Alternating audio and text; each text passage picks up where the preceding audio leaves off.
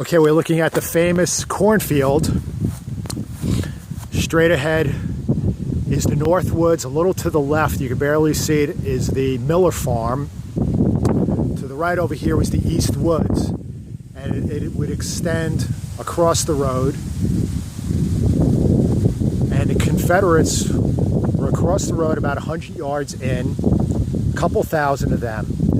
So about 6 o'clock in the morning, Hooker deploys his corps, and they use the Hagerstown Turnpike as a guide.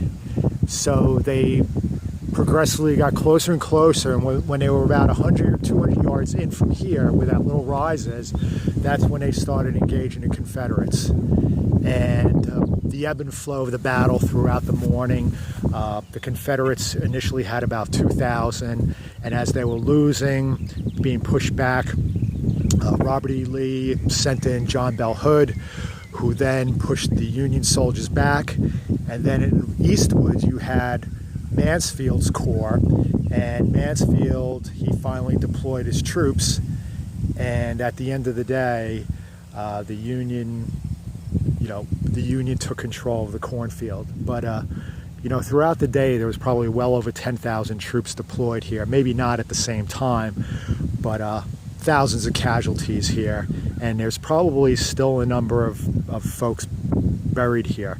And about 5 years ago, there was human remains found, and it was in a right around probably about 200, 300 yards in. Somebody was walking around a cornfield trail, and they saw what they thought was like a bone or something. And what had happened was, through the rains and groundhogs, they unearthed the bones, and they were able to identify it from one of the New York regiments from the Buttons. And I think they had it narrowed down to about 5 or 6 different troops, but they were never able to fully identify. But essentially, this is the famous cornfield.